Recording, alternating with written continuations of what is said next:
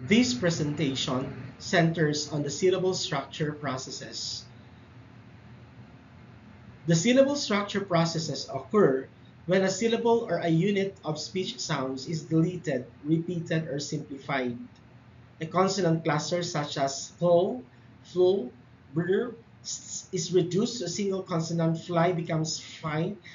A sound, typically the unstressed vowel O, is inserted between two consonants. What are the phonological processes? The phonological processes are the patterns young children use to simplify adult speech. All children use or undergo these processes while developing their speech and language. For example, every young child ages 1 to 3 may say wah wah for water, Betty for bread, and tat for the cat. So according to Traxier in 2011, other children may leave out the final sound in words. For example, P for pig, da for dad. So up to age 3, these are appropriate products as children mature so does their speech and they stopped using these patterns to simplify words. At age of 5, most children stop using all phonological rules and they produce speech sounds more like the adults. Now, what are the types of phonological processes? Phonological processes can be categorized as syllable structure, substitution, and assimilatory. So when we talk about the phonological um, process on the syllable structure process, it is a syllable uh, structure process pertaining to syllables that are reduced, omitted, or repeated. Cluster reduction, for instance, no, is the reduction of a consonant cluster where two consonants are next to one another and to one consonant. Examples, tree may be pronounced T, stay may be pronounced say. What about a substitution process? In a substitution process, for instance, we replace now one class of sounds with another class of sounds. Okay, gliding, the substitution of a liquid sound, typically O or with a gliding sound. What about assimilation? Assimilation is a phonological process in which a sound becomes more similar to a neighboring sound in a word due to the influence uh, of that neighboring sound. For example, if a child says gog instead of dog, this is an example of assimilation as the sound becomes more like the following sound uh, in such a word. Now, let us go to the syllable structure process. So, this pertains to the sound changes that cause sounds or syllables to be reduced in number, deleted, or repeated. So a syllable is a unit of organization for a sequence of speech sounds, typically made up of a syllable nucleus, most often a vowel with optional initial and final margins, typically consonants. No? So syllables are often considered the phonological building blocks of words. Then we will go to the cluster reduction.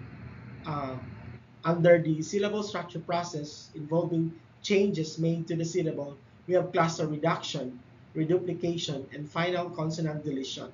So the cluster reduction, when can cluster reduction occur, for instance, in a child? Cluster reduction occurs when a child simplifies a cluster of consonant sounds into a single sound or a more manageable combination of sounds, such as uh, pun for spoon, talk for truck. This phonological process should be resolved by the time a child is 4, not for words without sound, and by the age 5 for words with sound. So, what is reduplication in phonology? Now, reduplication is a word formation process in which all or part of a word is repeated to convey some form of meaning. A wide range of patterns are found in terms of both the form and meaning expressed by reduplication, making it one of the most studied phenomena in phonology and morphology. Then we have there the final consonant deletion is a phonological process, a pattern of speech errors, no, where a child drops off the ending consonants of all words. So final consonant deletion examples: dog becomes dog, no? Cat becomes cat, no? And please mom, can I eat some eggs? And toast becomes please ma, can I eat sa a atu? So makes sense that the sentence is different then. So we will go to the consonant cluster reduction, occurring when a consonant is deleted from a cluster. Often, cluster reduction occurs on L blends, no, and R blends. All right, pain for plain or mile for smile. So, when shall a cluster reduction occur in a child?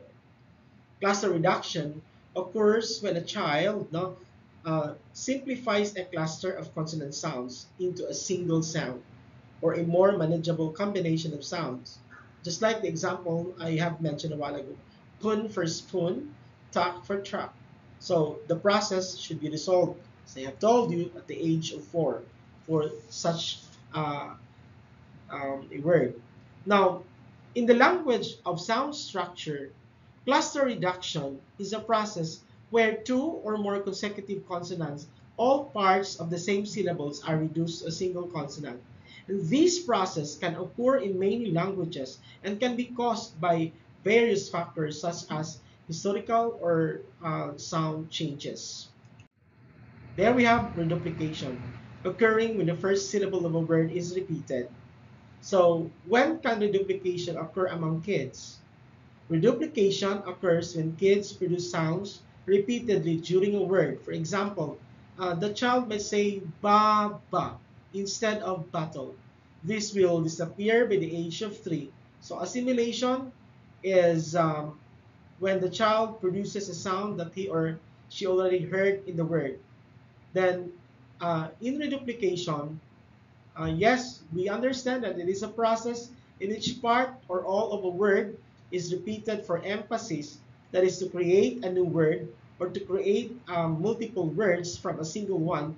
In linguistics, when we come to reduplication, it is the doubling of some or of all of a word or morpheme as part of language changes or as a result of grammatical process or processes such as derivation.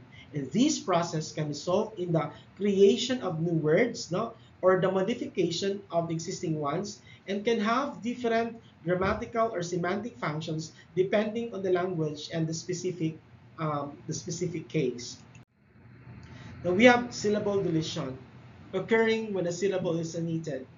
The syllable deletion specifically involves the omission of an unstressed syllable. Example, the na for banana.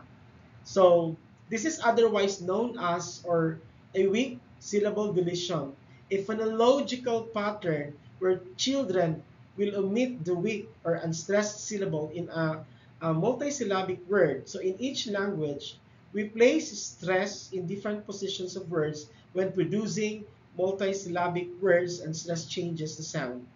So syllable deletion is a process where some or all of the syllables of a word are removed.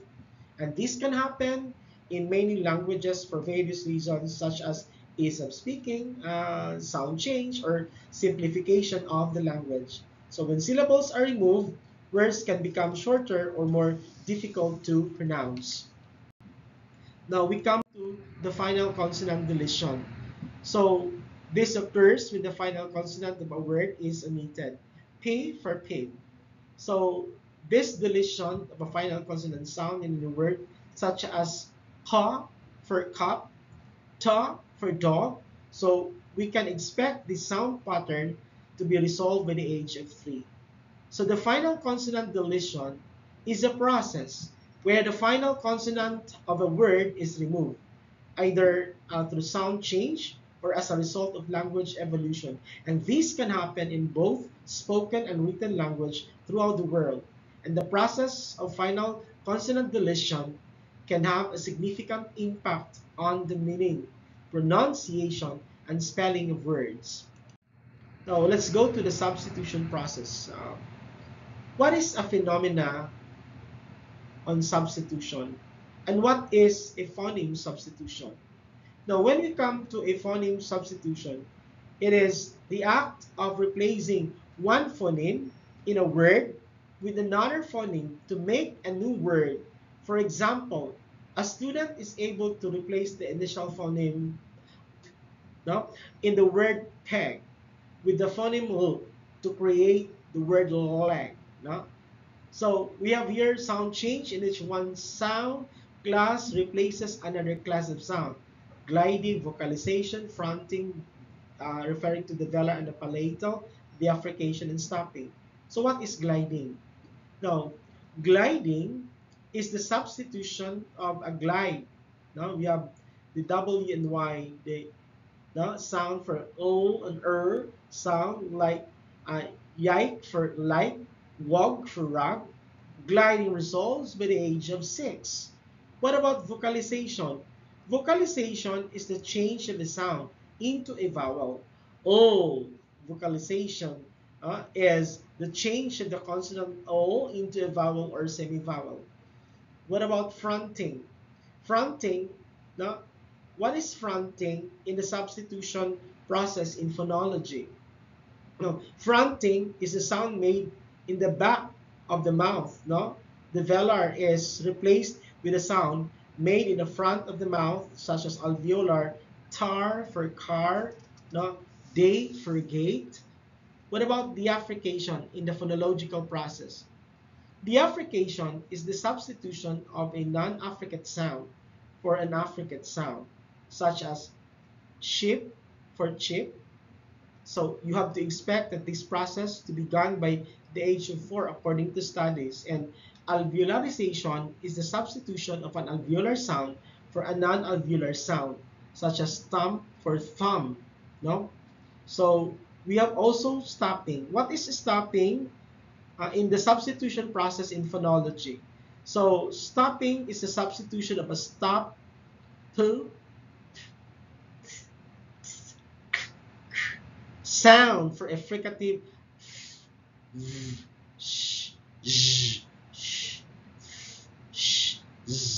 or affricate no sound. To for soup, tear for chair. So those are examples. Now gliding, occurring when liquid sound o or are substitution that glides and G. No? So red for red. Now, gliding is a type of sound change process that involves a transformation from one sound to another in a continuous movement, usually in the direction of a simpler sound. And this process occurs in many languages and can be used by various factors such as historical or sound changes.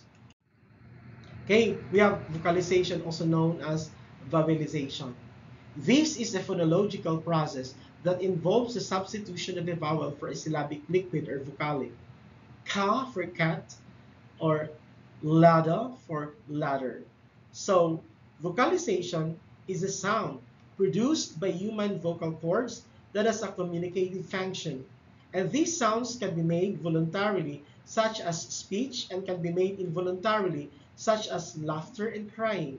So vocalization are an important aspect of human communication and are studied in the fields of linguistics and phonetics.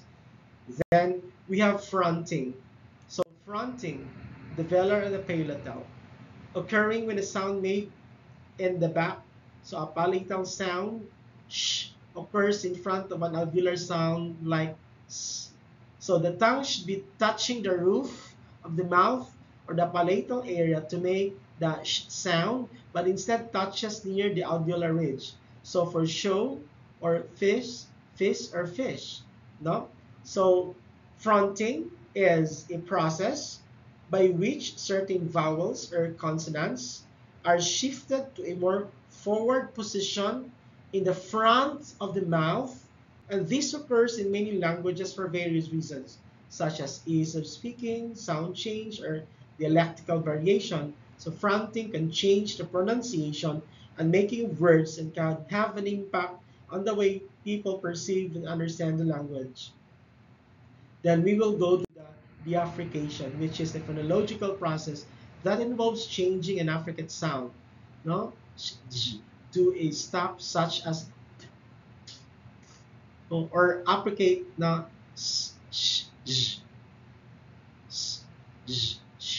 shop for shop, no, tier for chair.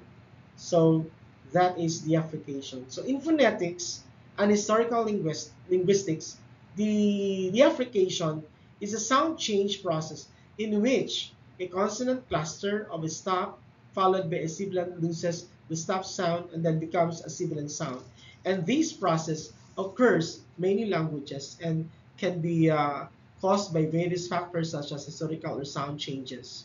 Then we will go to stopping, which is a phonological process occurring when a stop such as t, d, or j replaces not affricatives v, sh, sh, sh, z, or an uppercase sh, j, no, pit for feet, fit, no, for fish.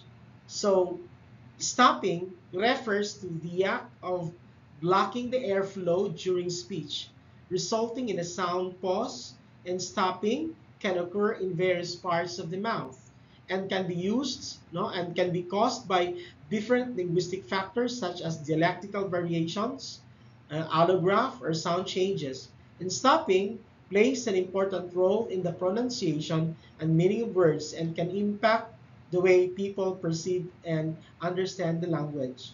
Then we will go to the assimilatory process, their processes, which occurs, no, when a sound in a word changes to become more like a neighboring sound.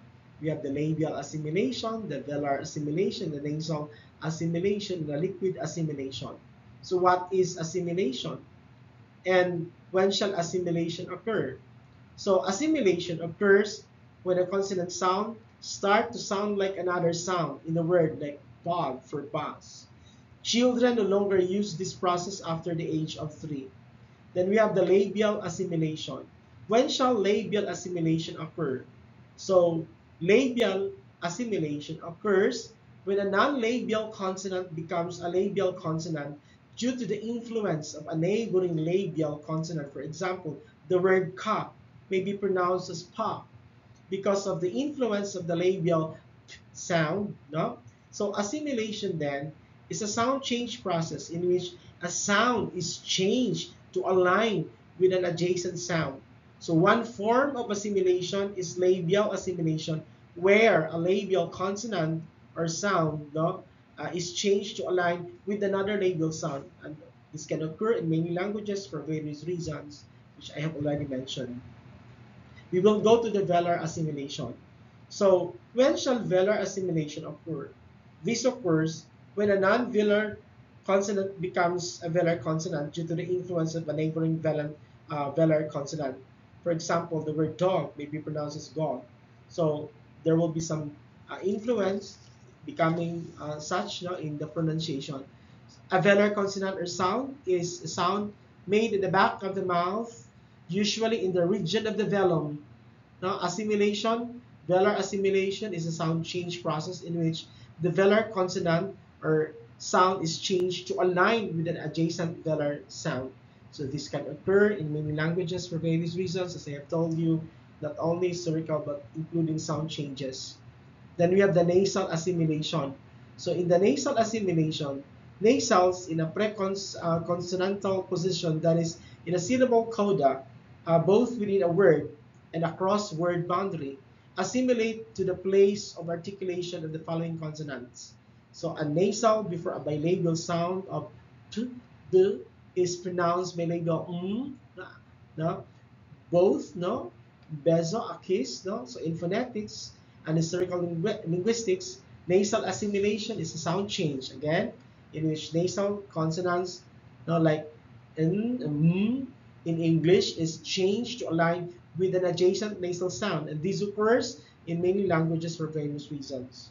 What about the liquid assimilation? So liquid assimilation is a phonological process that occurs when a non-liquid sound is influenced and changed by a neighboring liquid sound. So in linguistics, a liquid consonant or sound is a sound made with a single flat tongue movement, usually a glide or a trill. No? Liquid assimilation is a sound change process that occurs in some languages where a liquid consonant is changed to align with the following adjacent vowel. And this can occur in many languages for various reasons such as historical or sound change. So again, we have already tackled this labial assimilation, phonological process of labial assimilation occurring when the labial sound is changed into a non-labial sound. The non-labial sound is a neighboring sound in the word and is influenced by the labial sound. So labial sound may include bilabials, p, and labidentals, swim for swim, no? So we also have the velar assimilation, phonological process occurring when a non-velar sound is influenced and changed by a neighboring velar sound. So the velar sound include no, cat for cat. The velar influences the lingual-alveolar sound in this example. The nasal assimilation. Nasal assimilation is a phonological process that occurs when a non-nasal sound is influenced and changed by a neighboring nasal sound. Money for funny or bunny. Then we have here the liquid assimilation, a phonological process that occurs when a non-liquid sound is influenced and changed by a neighboring liquid sound. The liquid sound include O and R, yellow for yellow, no? So that ends this short video discussion on the topic that we discussed a while ago. So I hope you will find some time to listen in the next videos that I'm going to upload more on the phonology and morphology courses. Bye for now.